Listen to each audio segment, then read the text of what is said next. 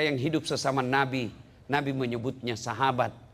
Tapi kita yang hanya mendengar kisah kehidupan Rasulullah, Nabi memanggil kita ikhwani, saudaraku. Maka ibu bapak, saudara-saudara sekalian, kalau Rasul mencintai kita dari hidup sampai akhir hayatnya, maka aneh tentunya kalau kita tidak cinta kepada Rasulullah. Nah sekarang, bagaimana cara mencintai Rasulullah? Satu, mencintai Rasulullah dengan majak menyebut namanya. Bagaimana cara menyebut namanya? Dengan cara bersalawat kepada Rasulullah Muhammad sallallahu alaihi wasallam. Tapi bersahadat saudaraku, ada adab dan etikanya. Ayat yang saya bacakan tadi awal ceramah, innallaha wa malaikatahu, Allah dan para malaikatnya. Allah perintah solat, Allah tidak solat. Allah perintah haji, Allah tidak menunaikan ibadah haji. Allah perintah puasa, Allah pun tidak menunaikan ibadah puasa. Tapi ketika Allah perintahkan kita bersalawat, innallaha wa malaikatahu, Allah dan para malaikatnya memuji dan bersalawat kepada Rasulullah Muhammad sallallahu alaihi wasallam. Maka Allah katakan, ya wahai orang-orang yang beriman, sallu alaihi wa sallimu taslima. Tepat tanggal 12 Rabiul Awal, hari Senin, tahun ke-11 Hijriah, Rasulullah demam. Kemudian datanglah perintah Allah untuk mencabut nyawa beliau. Sampaikan kepada malaikat Jibril, Jibril, kau turun ke muka bumi, cabut rohnya Muhammad dengan catatan, tanya dulu. Kalau dia mau, laksanakan. Kalau tidak mau, tunggu sampai dia mau. Turunlah 4 malaikat, Jibril, Israil, Mikail, Israfil. 4 malaikat turun. Ketika sampai di depan pintu Rasulullah, malaikat mengetuk pintu. Assalamualaikum warahmatullahi wabarakatuh ya Rasulullah. Kedengaran jawaban, waalaikumsalam warahmatullahi wabarakatuh. Anak Rasulullah Fatimah membuka pintu. Lalu Fatimah berkata, tidak ada tamu ya Rasulullah. Lalu Nabi menjawab, dia sudah ada di sampingku. Dia adalah malaikat pencabut nyawa. Lalu malaikat pencabut nyawa ini berkata, ya Muhammad, saya diperintah Allah untuk mencabut rohmu hari ini. Kalau kau mau, menurutmu bagaimana? Apa jawaban Nabi?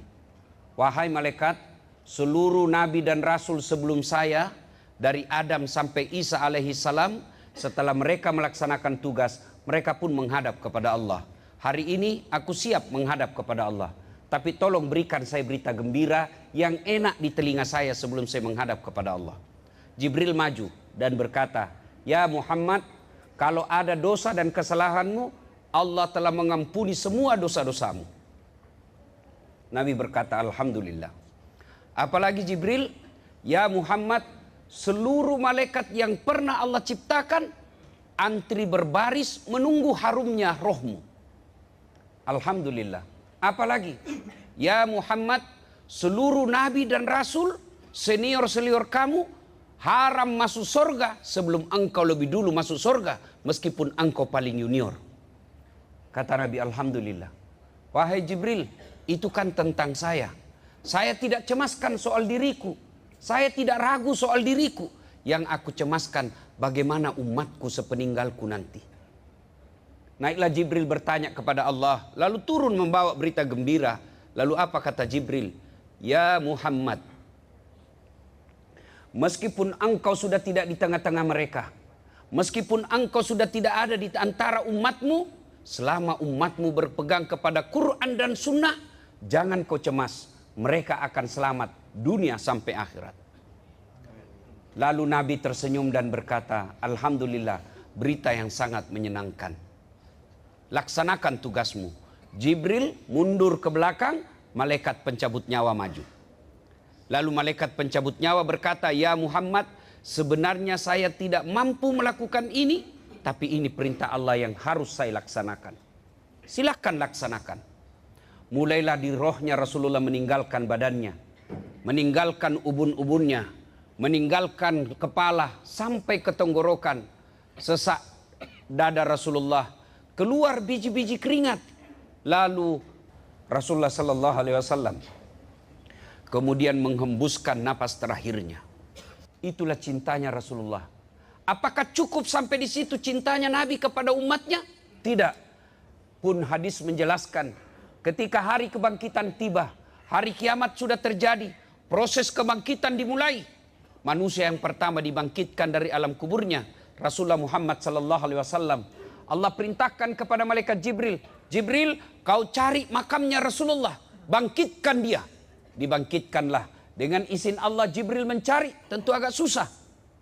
Dengan izin Allah, makam Rasulullah menimbulkan asap. Lalu naiklah jasad Rasulullah. Dan jasadnya Rasulullah sama ketika beliau hidup. Bodi Rasulullah, badan Rasulullah dijamin oleh Allah, cacing dan tanah haram merusak tubuh Rasulullah. Seperti ketika hidupnya. Beliau bangkit, dia gosok matanya, begitu buka ada Jibril di depannya. Dan beliau berkata, ya Jibril, hari apa ini?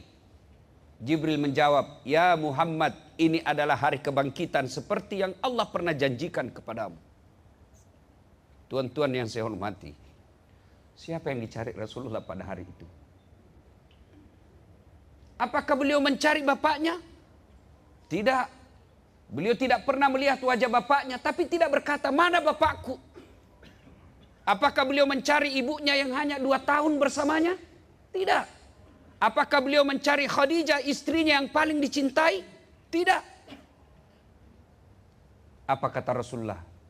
Ya Jibril, kalau ini hari kebangkitan, aina ummati? Mana umatku? Mana rakyatku? Begitulah cintanya Rasulullah kepada kita. Saudaraku, Nabi menyebut umat Islam yang bertemu dengan mereka, yang bertemu dengan Rasulullah, hidup dengan sesama Rasulullah, beliau menyebutnya sahabat. Tapi Nabi pernah bersabda, aku rindu kepada saudaraku. Nabi bertanya, siapa di antara umat, siapa di antara hamba Allah yang paling menakjubkan imannya? Siapa di antara hamba Allah yang paling menakjubkan imannya? Kata sahabat, para malaikat. Kata Nabi, bukan. Bagaimana mereka tidak beriman dan beriman kepada Allah dan saya? Mereka menerima wahyu. Mereka ketemu dengan Allah. Mereka bisa komunikasi langsung dengan Allah. Ya wajar kalau mereka beriman kepada Allah dan Rasulnya. Lalu sahabat berkata, Anda para nabi ya Rasul. Kata Nabi, bukan. Bagaimana kami tidak beriman kepada Allah? Kami menerima wahyu. Kami ketemu langsung dengan Jibril. Wajar beriman. Kalau begitu kami inilah sahabatmu ya Rasul. Nabi pun berkata, bukan kalian. Kenapa? Kalian ketemu dengan saya. Kalian melihat mukjizat, wajar kalau kalian beriman kepadaku. Lalu siapa yang menakjubkan? Dialah saudaraku, ikhwani. Dialah saudaraku. Siapa? Yang mereka beriman kepada aku. Walaupun hanya membaca buku. Yang mereka beriman kepada aku. Walaupun mereka hanya mendengar dari guru-guru mereka. Tapi mereka taat melaksanakan sunnah-sunnahku. Kitalah ini yang hadir di tempat ini. Assalamualaikum warahmatullahi wabarakatuh. Selamat datang di ruang bimbingan rohani dan inspirasi Islam. Yang hidup sesama Nabi, Nabi menyebutnya sahabat. Tapi kita yang hanya mendengar kisah kehidupan Rasulullah, Nabi memanggil kita ikhwani, saudaraku. Maka ibu bapak, saudara-saudara sekalian, kalau Rasul mencintai kita dari hidup sampai akhir hayatnya, maka aneh tentunya kalau kita tidak cinta kepada Rasulullah. Nah sekarang, bagaimana cara mencintai Rasulullah? Satu, mencintai Rasulullah dengan majak menyebut namanya. Bagaimana cara menyebut namanya?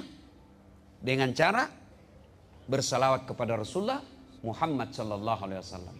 Tapi bersahadat saudaraku, ada adab dan etikanya. Ayat yang saya bacakan tadi awal ceramah, innallaha wa malaikatahu, Allah dan para malaikatnya. Allah perintah sholat, Allah tidak sholat. Allah perintah haji, Allah tidak menunaikan ibadah haji. Allah perintah puasa, Allah pun tidak menunaikan ibadah puasa.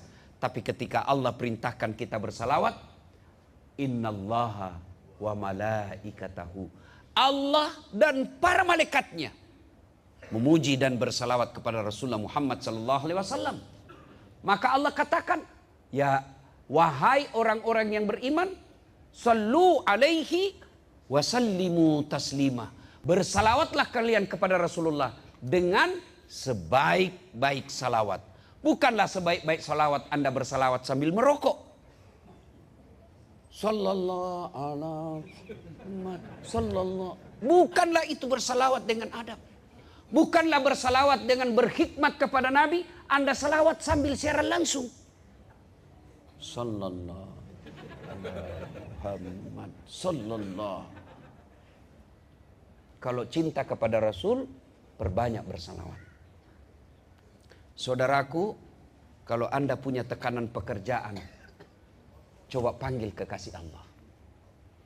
Kalau Anda punya tekanan rumah tangga, coba datangkan kekasih Allah.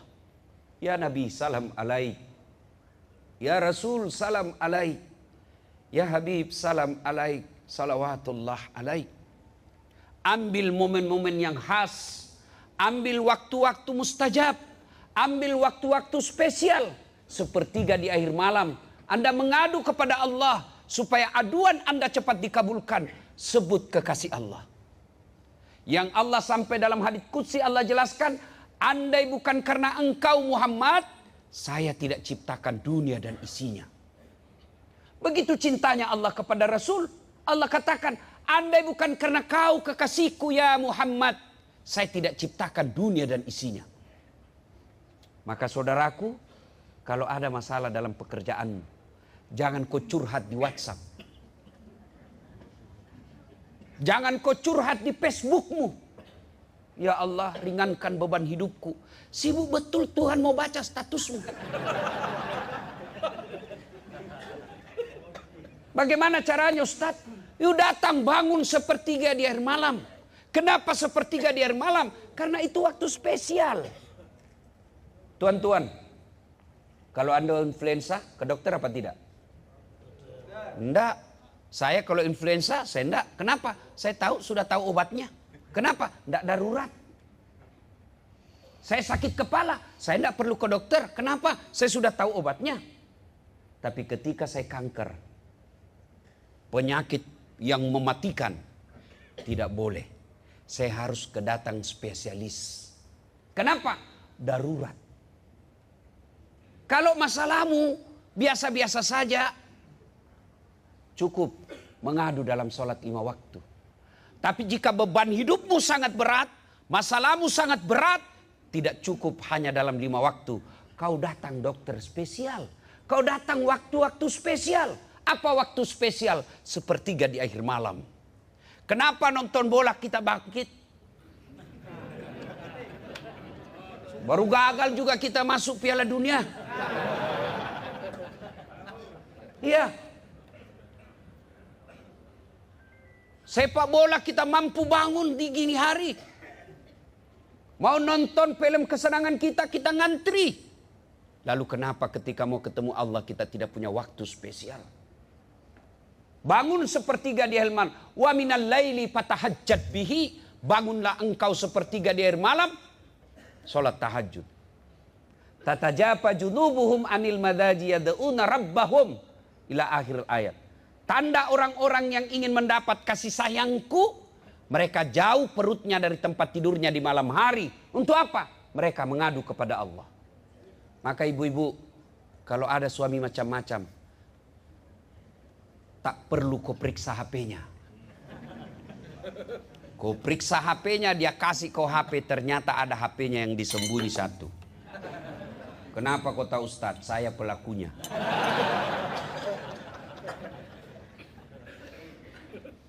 Tapi mengadu kepada Allah, zat yang membolak-balikkan hati, zat yang menjaga hati, minta kepada Allah. Kalau Allah yang melindungi suamimu, demi Allah, tak ada satupun perempuan yang mampu mengganggunya. Minta kepada Allah. Saudara-saudaraku, perkara pekerja di sini ada beban pekerjaan yang sangat berat. Kau bangun mengadu kepada Allah. Dan saudaraku, kalau ada masalah jangan terlalu risau. Karena tidak ada orang yang tidak ada masalahnya. Mana ada manusia yang tidak ada masalahnya. Ini depan saya ini saya lihat nih Pak. Muka-muka penuh masalah semua Pak. Iya toh. Ini pegang ini rumus kehidupan saya. Ini kalau Bapak pegang insya Allah masalah tidak jadi masalah. Pegang rumus ini. Pak, Bu, masalah di dunia itu hanya dua. Satu, masalah yang tidak bisa diselesaikan. Dua, masalah yang bisa diselesaikan. Masalah yang tidak bisa diselesaikan, ndak usah kau pikir. Kenapa? Biar kau pikir ndak selesai juga. Yang kedua, masalah yang bisa diselesaikan. Masalah yang bisa diselesaikan, ndak usah kau risau. Kenapa? Pasti selesai. Iya toh? Kalau ini kau pegang rumus hidup, ndak ada masalah Pak. Iya kan? Tapi ketika ada masalahmu yang berat, kau ngadu kepada Allah. Minta pertolongan kepada Allah. Dan hebatnya Allah Pak. Kalau berjanji pasti dikabulkan. Kalau mengancam belum tentu. Kalau Allah bilang saya kasih masuk kau neraka, belum tentu. Bisa jadi Allah memberikan ampunan.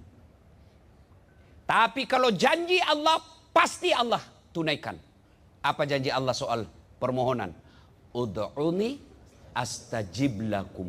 Berdoa kau kepadaku, pasti saya kabulkan. Minta kepada Allah. Coba tidak usah jawab saya Pak ya. Jawab dalam hati masing-masing. Ketika Bapak menghadapi himpitan hidup dalam hidup ini, ada masalah, pernah tidak Bapak amalkan ini? Bangun sholat hajat, menyebut Nabi sebanyak-banyaknya, mengadukan nasib kita kepada Allah. Kira-kira pernah Pak? Saya kira mungkin ada 1 di antara 1000 teman. Yang banyak ada masalah curhat sama teman.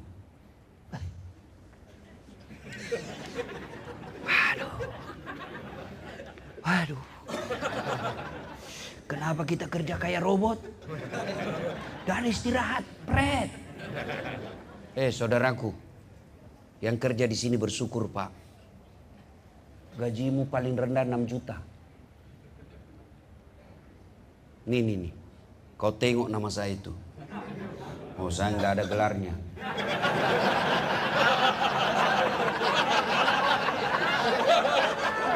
Tapi kau dengar tadi itu sebutnya MC, Doktor, Dasat Latif, SOS, Sarjana Sosial, SAG, Sarjana Agama, MSI, Master Science, PhD, Philosophy of Doctor, 2 S1, 2 doktor. Doktor 1 dalam negeri, doktor 1 luar negeri. Dan semua ijazahnya asli.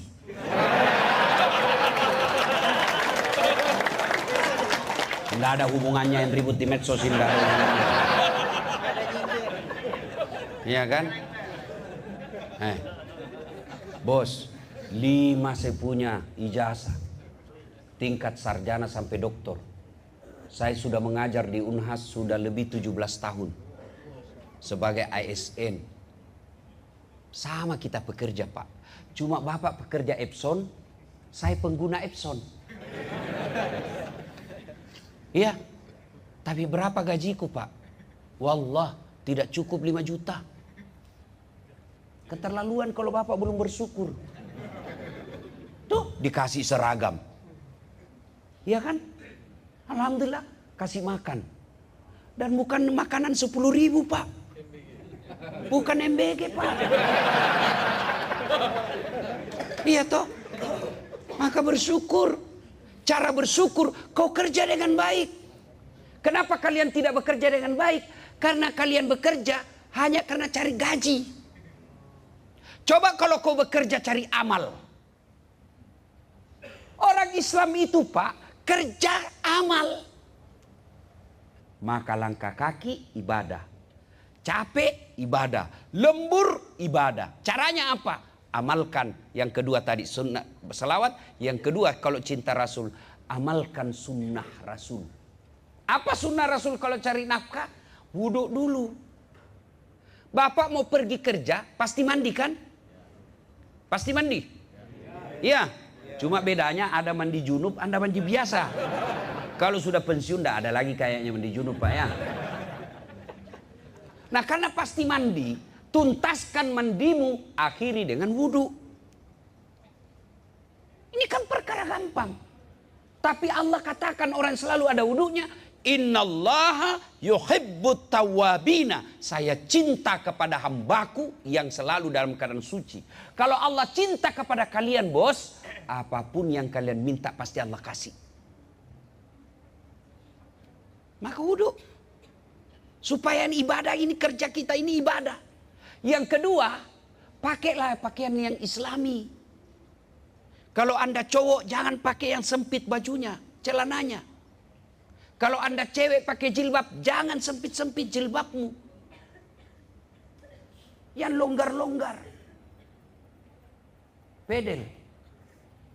Boleh, boleh. Itu olahraga. Yang tidak boleh, kalau pakaiannya seksi. Olahragalah dia. Senam di depan kantor. Bajunya sempit-sempit. Ibu-ibu di depan. Bapak-bapak di belakang. Wajunya lagi tuh perempuan warna kulit. 1 2 bapak-bapak di belakang. 3 Tidak sunnah itu olahragamu. Nah, supaya pekerjaan ini jadi ibadah, laksanakan sunnah. Wudhu dulu, pakaian yang islami. Sebelum keluar baca doa. Inna salati wa nusuki wa mahyaya wa mamati lillahi rabbil alamin. Sudah itu menghadap menuju ke pintu, lalu sebelum keluar pintu baca doa. Bismillahi tawakkaltu la haula wa la quwata illa billah. Sunnah kanan dulu meluar. Kalau nenek saya ajarkan, ini namanya sugesti. Nenek saya ajarkan, jangan kau keluar rumah dalam keadaan tunduk, lihatlah ke atas. Supaya Allah berikan kau cita-cita tertinggimu. Sudah, keluar. Itu sunnah. Kalau cinta kepada Rasul, amalkan ini. Tapi apa yang kita amalkan? Mau keluar rumah, anak kita, bye-bye. Iya, Dedi. Dedi, ya. Goodbye, Dedi. Kenapa kau tidak bilang, Assalamualaikum ya Habibi. Ada istrimu cium tangannya, suami cium pipinya, istri cium cuk, cuk. Istri saya begitu, Pak, kalau mau keluar rumah. Jabat tangan dulu. Jidat lagi. Kanan lagi satu. Kiri lagi. Ini agak lama sedikit. Istri saya, Pak, halal. Halalan toyiban. Ini halal. Sudah itu dia usap dada saya, lalu dia berkata, Ustadz, ridhoi saya. Kalau begini, maka langkah kita dianggap pahala. Dan orang ada wudhu, dia sudah doa, sudah tawakal, dia tutup auratnya, dan cari nafkah. Jihad. Itu jihad, Pak. Jadi kalau Bapak mau berjihad, enggak usah ke Palestina, bikin repot. Bapak enggak tahu bahasa Arab. Gimana? Ya, kalau ada duit kirim. Yang merokok berhenti merokok. Ya. Yang suka produksi Yahudi berhenti. Ini ada baru-baru, ternyata kita ditipu selama ini bertahun-tahun. Katanya air pegunungan. Ternyata air bor. Ya kan? Nah, sudah itu, kalau semua itu sudah dilakukan, itu Bapak jihad cari nafkah. Lalu kata Nabi, kalau itu kau amalkan, langkah kaki kananmu 1 pahala. Langkah kaki kirimu gugur dosa kecil. Nah, kalau Bapak dari Tangerang ke Bekasi sini, Pak, berapa langkah kakimu itu, Pak? Apalagi kalau sampai di tempat kerja keliling-keliling. Berapa langkah kaki?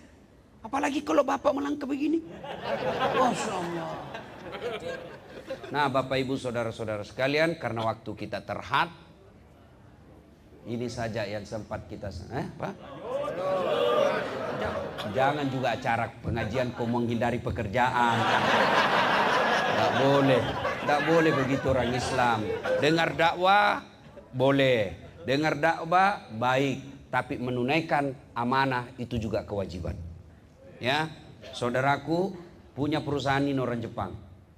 Jangan permalukan bangsa Indonesia. Kerja yang baik. Jangan kerja karena cari uang. Karena kalau kau kerja cari uang, di akhirat kau tidak dapat apa-apa. Mana pahalaku? Ini pahala Epson Pak, banyak pahalanya. Kalau Bapak bekerja supaya orang yang kuliah, orang yang belajar agama gampang ngeprint, itu jihad. Maka jangan kerja asal-asal. Bayangkan kalau Bapak punya print, sampai tangannya Ustadz Dasat Latif, saya pakai ngeprint. Contoh. Iya kan? Nah, ternyata print itu dibuat oleh sedulur-sedulur, dibikin oleh saudara. Selama printer ini saya pakai untuk kepentingan dakwah, Bapak juga dapat pahala. Itulah makna dari pastabikul khairat. Ya kirim barusan. Kalau mau lebih praktis, nggak usah kirim. Saya nggak ada di sini sekarang. Bapak Ibu saudara-saudara sekalian, luruskan niat. Ya, luruskan niat. Jangan mempermalukan bangsa Indonesia. Ada lelang otak Pak di PBB, lelang otak. Oh, Masya Allah. Otak Jerman harganya Pak uang Indonesia 200 juta. Otak Jepang lebih mahal lagi, 500 juta. Otak Indonesia 1 miliar. Orang heran, kenapa mahal? Jarang dipakai. Masih original Pak.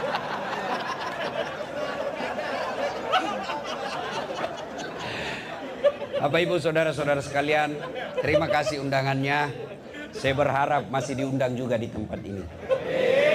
Insyaallah.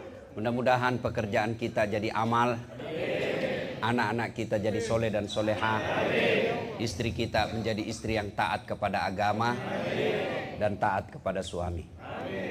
Lebih dan kurangnya mohon dimaafkan. Dari mana datangnya cinta? Tunggu dulu, bilang cakep. Dari mana datangnya cinta? Dari Facebook turun ke WA. Dari mana datangnya kecewa? Setelah ketemu ternyata berbeda. Terima kasih. Usikum wa nafsi bitaqwallah. Fastabikul khairat. Assalamualaikum warahmatullahi wabarakatuh.